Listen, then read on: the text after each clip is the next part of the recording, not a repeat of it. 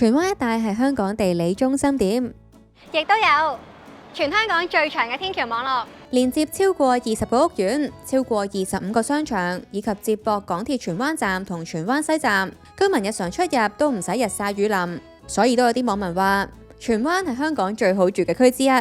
不過，如果買家想喺天橋網絡一帶置業，往往都要有所取捨。唔少人會考慮荃灣西站一帶嘅半新盤，睇屋苑比較新淨，配套比較完善，但樓價都明顯高一截。現時尺價係達到17,000至18,000蚊，價錢都貼近九龍市區。兩房單位樓價係接近1000萬，一房單位都要超過700萬。想揾樓價平翻2至3成嘅選擇，除咗樓齡30-40年嘅舊樓之外，唔少人都會考慮荃灣工廠三寶，即係雀躍亭、樂悠居同埋立豐。近幾年都有天橋連接附近嘅商場，居民都可以有瓦遮頭就可以接駁到港鐵站啦。適逢工廠區一帶即將有新盤推出，今集我哋為大家揾嚟2個工廠三寶嘅二手放盤，亦都會同大家睇下新盤營進嘅周邊環境。仲會講下工廠區重建對社區有啲咩影響？係拆咗仲好啊，起多啲樓。睇完片之後，記得 CLS 同埋留言分享，講下你嘅睇法，有機會獲得咖啡禮券。雀躍亭、樂悠居同埋立豐呢3個並排喺荃灣楊屋道嘅屋苑，都係喺05年至07年期間喺荃灣工業區由工業用地轉型發展，並推出市場嘅私人住宅。雖然佢哋位置上都相對遠離鐵路站，周邊工業區環境都未算理想，但正因為咁，當年開價普遍都比市價低，買家可以用相對較平嘅價錢買到有私樓質素嘅單位。市場後嚟都因為咁，將呢3個屋苑並稱為工廠三寶。其中規模最大，亦係最早推出嘅就係雀躍亭項目，由新鴻基地產發展，喺05年推出，前身係太古汽水廠。屋苑一共有4座，提供超過1600伙。戶型涵蓋1房至3房，面積介乎360至1675尺。雀躍亭當年開售嘅時候，賣點唔止係新樓咁簡單，而係主打酒店式服務，行比較高級嘅路線。喺當時嘅荃灣區嚟講，算係一次幾有突破性嘅嘗試。至於樂悠居，前身係寶華工業大廈，項目原本係按服務式住宅概念興建，之後先轉做住宅。屋苑採用單棟式設計，樓高56層，總共提供960伙。而呢個盤去到2012年嘅時候，都曾經俾地產代理以窮人恩物作為宣傳噱頭。當時一個753尺嘅單位，作價只係410萬，一度成為市場熱話。至於立豐，由南豐發展，提供440個單位，實用面積由277至1789尺。立豐最經典嘅地方就係喺07年開售嗰陣，以超低入場費搶盡市場焦點，首批單位最平，大約100萬就有交易。咁當時市場更加係形容為用居屋價買私樓，引發認購潮。開賣嘅第一日已經賣出項目超過80單位。而有趣嘅係呢3個屋苑推出嘅時候，都啱啱遇上市場氣氛偏弱同埋樓市低潮。當年雀躍亭同樂悠居都曾經爆發過減價戰，雙方鬥平搶客。去到立豐推出嘅時候，都同樣以低價策略突圍而出。不過時移世易，隨住荃灣站一帶嘅大型屋苑，例如綠楊新村同愉景新城等等，樓價都陸續踏入30至40年，樓價進一步回落。而荃灣西站一帶近年都有更多半新盤供應，將區內樓價再一次拉闊。地理上算係位處荃灣站同荃灣西站之間嘅工廠三寶，無論喺樓齡、樓價都啱啱好落喺區內嘅中間位。現時3個屋苑嘅平均尺價大約係維持喺14,000蚊嘅水平，比區內嘅舊樓高大約1至2成，但都比半新盤平大約2至3成。都正正憑住呢個定位，令工廠三寶去到而家都依然吸引到唔少上車客。而今集將會帶大家參觀2個位於工廠三寶嘅放盤，一間1房，一間2房。會先睇2房單位，就係位於雀躍亭南雀軒中低層 G 室，473尺，現時叫價700萬，尺價14,700幾蚊。如果睇翻雀躍亭原跡平面圖，會發現近乎成個項目都係冇2房戶噶，基本只有1房同3房嘅選擇。因此現時市場上呢，大多嘅兩房放盤都係由業主裝修自己間出嚟，好處就係方便按用家嘅實際需求靈活調動間隔。咁大家見到而家呢一個廳區就係呈一個女字式嘅格局，咁最主要原因咧就係因為呢度本身係一個一房單位嚟㗎，咁業主就偷咗部分客廳嘅空間，就間多咗一間睡房出嚟，就變咗做兩房單位，咁所以咧客廳空間咧就壓縮咗少少啦，咁但係咧成個廳區嘅面積都有成百幾尺，所以空間都算闊落。咁呢邊嘅牆身就可以做電視牆，咁而另一邊牆身咧就可以擺梳化，咁再睇埋個景啦，咁景觀咧都算開揚㗎，咁雖然咧出邊就係望舊樓群啦，咁但係正正咧就係因為望舊樓啦，咁就唔係望一啲高樓大廈啦，所以整體採光都唔錯㗎。飯廳就係設喺靠近大門嘅位置，設有一張4人餐台，附近再擺埋一組高身儲物櫃之後，都有足夠嘅走動空間。咁成個醉月亭咧有大約90%嘅單位都係用開放式廚房格局㗎，咁所以呢個放盤都唔例外咧，都係用開放式廚房。呢個廚房就設喺大門旁邊㗎啦，咁就成一個 U 字形嘅格局，咁雪櫃喺呢一邊啦，煮食爐頭喺呢一度，而呢邊咧就係有個星盤。咁見到咧業主咧喺廚房同埋客廳之間都加咗塊屏風，咁都可以擋一擋啲油煙。走廊連接浴室同埋睡房，先參觀浴室。雖然入面有浴缸，但就係冇窗嘅黑廁，所以下一手買家如果入住嘅時候都要記得最好裝翻浴室寶。另外浴室嘅格局都值得提一提啊！呢度嘅面盤同埋浴室櫃同馬桶係打對面咁樣擺，不過廁紙架就係設喺浴室櫃嘅側邊。換句話講，坐喺馬桶度想攞廁紙嘅話，身體都要微微向前傾先可以攞到。位處浴室對面嘅睡房，亦即係業主自己間出嚟嗰間房啦，開則都算工整，但整體格局上就有啲特別。咁就咁睇新間出嚟呢一間房嘅空間感咧，就唔算話好闊落。咁事實係咧，因為業主喺呢一邊嘅牆身度擺咗一組高身嘅衣櫃，咁都佔據咗呢間房咧部分嘅空間。咁而張睡床咧就係要喺瞓覺嗰陣先喺下面度拉出嚟。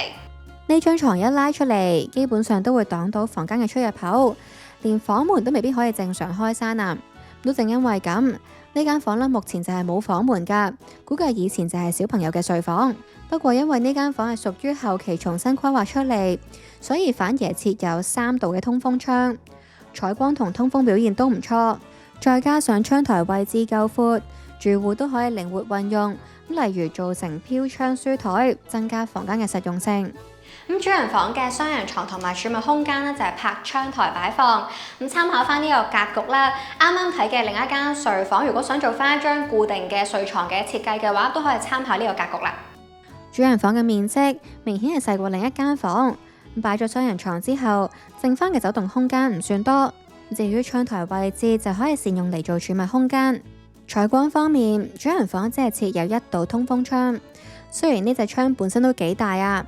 但因為呢間房嘅位置啦，比客廳同埋另一間睡房都更加貼近對面嘅 Plaza 88，咁所以住落咧可能就會覺得有啲壓迫咁啦。整體嚟講，全屋都見到唔少歲月痕跡，裝修都有啲過時，相信新買家接手之後都一定會重新裝修嗰間屋。而業主叫價都相當貼近市價，同屋苑近期嘅尺價水平，即係大約14,000蚊呢個價位差唔多。但同放盤位處同一處啦，近年都冇成交。不過面積接近嘅單位成交就有2宗可以參考，包括西爵軒低層 H 室464尺，係3月初轉手，成交價係678萬，尺價係14,600幾蚊，同放盤尺價14,700幾蚊差唔多。另一宗就係因為位處高層，所以尺價都更上一層樓，就係位於西爵軒高層 F 室。實用面積452尺，成交價748萬，尺價係大到16,000幾蚊，比房盤尺價係高大約1/2。再參考埋銀行估價，匯豐、花旗估價都係642萬，中銀估價就係652萬，比業主叫價咧係低大約7%至8%。28House 估價就係638萬，比業主叫價低近9%。業主都有機會要略略調整價格，先會比較容易賣得出。不過都假設單位順利以業主叫價700萬成交，佢持貨13年，轉手賬面賺大約53%。咁新買家最多可以借90%，首期70萬，連雜費之後首筆開支近92萬，月供28,000幾蚊，月入係需要56,000幾蚊先可以通過壓力測試。另外呢個放盤都同時放緊租，叫租19,000蚊，呎租大約40蚊。以業主喺2013年入市單位樓價457萬計算，租務回報率大約係5厘。業主叫租都係屬於市價。卓越庭近期平均呎租係43蚊。28House 網站顯示，屋苑平均租務回報率係3厘8。至於今次睇嘅一房放盤，就係樂悠居高層07室，實用面積312呎，現時叫價530萬，呎價係16,900幾蚊。以呢口價計，呎價水平比起工廠三寶近期嘅平均呎價係高出大約2成。業主之所以叫價叫得咁進取，相信最大原因係因為單位可以望到海景，都幫單位加咗唔少分。不過都要留意呢一個景觀並唔係純海景，同時都會望到墳景同埋工廈，所以嚴格嚟講未算係特別優質嘅海景。至於單位格局方面，我自己就覺得啦，如果有翻幅間隔牆，將廳區同埋睡房分隔開，整體居住感受應該都會更加舒適，亦都可以提升翻一定嘅私隱度。呢度原則就係一個一房單位咁，但係業主就改做一個開放式嘅間隔啦。咁所以全屋嘅間隔咧，基本上一入門咧已經睇得晒㗎啦。咁呢度咧就做咗一套度身訂造嘅衣櫃啦，同埋一個床架，就劃翻一個寢區嘅空間。咁落到嚟啦，咁估計廳區咧原本呢一個屏風咧就作為一個電視牆嘅位置。咁而另一面啦，呢度綠色嘅呢一塊牆身咧就係擺梳化。咁我而家喺大門隔離呢個位置就係飯廳，咁見到業主都係做咗一啲度身訂造嘅儲物櫃啦。咁我個人就覺得咧，如果要再慳位啲嘅話，就可以喺啲儲物櫃度再加啲摺台，咁食飯嘅時候先打開嚟用，咁都冇咁壓頂啊。咁同埋呢度樓底咧就大約11尺左右，咁所以見到業主咧都可以加到一啲比較長嘅吊燈，咁營造翻一個高雅嘅感覺。不過呢盞吊燈咧就真係有啲長得滯啦，我諗男仔經過嘅話咧，可能就會冚頭啦。洗手間係設喺大門另一邊，空間有啲狹窄，而且係冇窗嘅黑廁。咁廚房嘅工作台面就用咗曲斜形嘅設計啦，咁整體備餐空間都算充足㗎。咁但我個人覺得有個缺點啦，咁就係佢個星盤咧就設咗喺近廚房門嘅位置呢一度。咁如果啦個身形再健壯啲嘅話啦，可能用星盤嘅時候就會有啲頂手啦。呢一個單位因為有高層景觀加持，如果最終可以業主叫價530萬賣出，估計業主持有現時單位15年，轉手可以升值大約2倍。部分銀行估價對業主開價都可以估足，以匯豐同花旗為例，兩間估價都達到556萬，比業主開價高5%。而近期同類成交個案，計埋樓層因素之後，相信都可以支持業主叫價。參考同放盤位處同一處，但低接近20層，係今年3月轉手，面積係312尺，成交價495萬，呎價都挨近16,000蚊嘅水平。至於新買家方面，最多可以借9成，首期大約53萬，連埋雜費之後，首筆開支大約係65萬，月供要21,200幾蚊，月入就需要42,000幾蚊通過壓力測試。雖然呢兩個放盤單位叫價都算貼近市價，但近期要成功賣出，其實仲要面對另一重壓力，就係區內即將有全新盤推出。新鴻基地產相隔大約20年，即係繼卓越庭之後，再次喺荃灣推出全新項目，就係迎駿，位於環窩仔街，即係喺卓越庭嘅後一條街，全盤提供462伙。發展商早前預告，項目有機會喺今個月開售。樓花期大約13個月，而成個項目之中，預計兩房單位佔比大約係7成。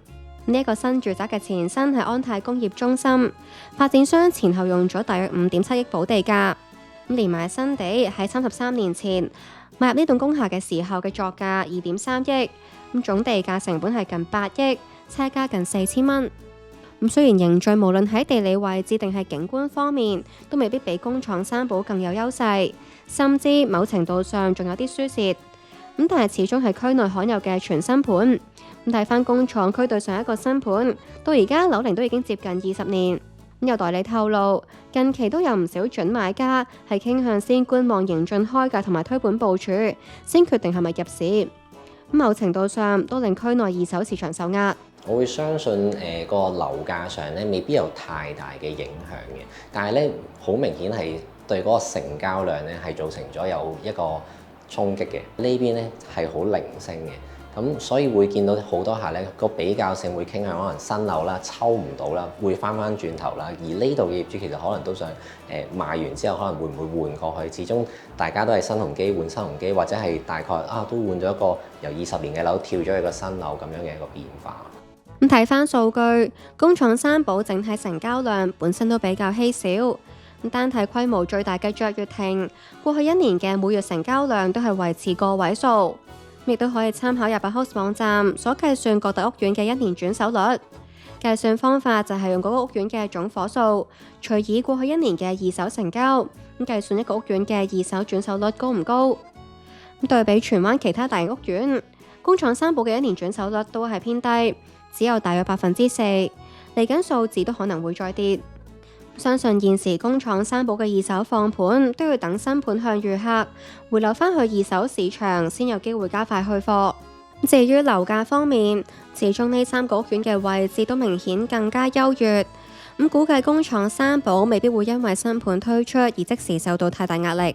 如果相比翻新樓嚟講啦，咁我哋三寶咧其實都仲有佢嘅優勢。咁始終咧，我哋舊樓嚟講咧，上面積係會大過新樓嘅。咁而另外啦，個位置上咧，我哋可以天橋直接去到係地鐵站啦。而另外咧，我哋都有大部分嘅單位係海景咧，新盤嗰度係做唔到嘅。自2020年楊屋道88號新盤映日灣同埋商場 Plaza 88落成之後，區內都新增咗多條24小時行人天橋。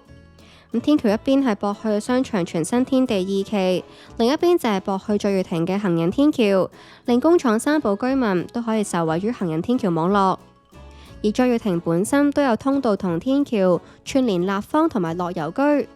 咁雖然行去港鐵站都仲要大約15分鐘，但沿途至少會經過商場，都可以涼下冷氣。咁落雨天都有瓦遮頭，對工廠三寶嚟講的確加分唔少。至於新盤盈進，如果想盡量利用天橋網絡接駁去港鐵站，相對方便嘅走法就係先行去卓越庭方向嘅行人天橋，再落返地面行過去。我哋拍攝當日都幫大家實測過，由卓越庭行去新盤實際要幾耐？嗱，其實咧由卓越庭嘅天橋一落到嚟地面咧，就已經見到個橫窩仔街嘅新盤㗎啦。我哋而家咧就計時行一下，睇下行到過去要幾耐啦。而家咧就係2點31分。咁最後行到過嚟新盤呢一度咧，其實5分鐘都唔使，咁時間都好快嘅。咁但係沿路都要經過工廈啦，咁同埋咧見到呢個新盤正對面咧都係車房。咁其實咧環境方面啦，都有啲嘈雜㗎，同埋都有啲污糟。咁我個人就覺得咧，準買家喺呢方面都要留意翻啦。連埋上天橋嗰段路，由新盤行去荃灣西站或者荃灣站，預計步程大約20分鐘。至於景觀方面，新盤盈進建築高度明顯受限。即使係高層單位，估計都比較難望到海景。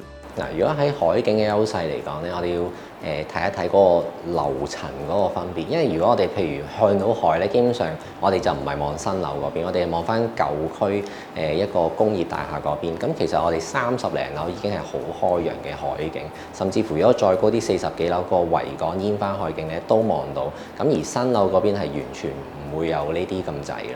睇返工廠三寶嘅建築物高度係主水平基準上165至205米，只要係靠南邊中高層以上單位都可以望到蘭巴勒海峽。而盈進嘅建築物高度就限制喺主水平基準上100米。咁大廈其中3面都係面向樓宇高度差唔多嘅工廈，唯獨靠東至東南方可以望橫窩仔街公園。估計望呢一邊嘅單位感覺都會冇咁壓迫。縱觀成個荃灣工業區，唔少工廈未來都會陸續重建同轉型。相信隨住區內逐步重建，整體環境問題，包括污染等等嘅情況，都有望得到改善。首先係新式工廈未來唔再以重工業用途為主，有助減少製造污染。第二，新落成工廈同埋住宅喺防火標準方面，一般都會有所提升，安全水平都會改善。第三，隨住更多大廈由工廈轉做住宅，區內工業活動減少，都有助減輕噪音滋擾。我哋隨機訪問咗2位工廠三寶街坊，咁對於區內工廈重建有咩睇法啦？咁聽落都冇咩負面睇法。係拆咗仲好啊，起多啲樓住家多好過工廠大廈冇人冇影。即係希望即係附近可能啲工廈改造住宅嘅話，附近嘅環境都會舒服啲咁樣。直情係啦。工廈係依度後邊啫。對我嚟講冇影響。都唔擔心，即係之後呢度重建會對生活有影響咁樣啦。咁啊，好多年之後咧，重建都要時間噶嘛，係咪？起碼10年8年之後啦。咁確實啊，全區重建過程相信至少都要10至20年，咁當中仲有唔少未知之數。一方面當然可以期待區內環境會隨住重建而逐步改善，咁但另一方面，如果未來區內住宅供應進一步增加，都要留意周邊配套係咪足夠。咁包括有冇相應增加新嘅生活設施，去應付新增人口帶嚟嘅需求。咁對於工廠三寶嘅居民嚟講，經行人天橋行去荃灣各大商場購物，其實都算方便。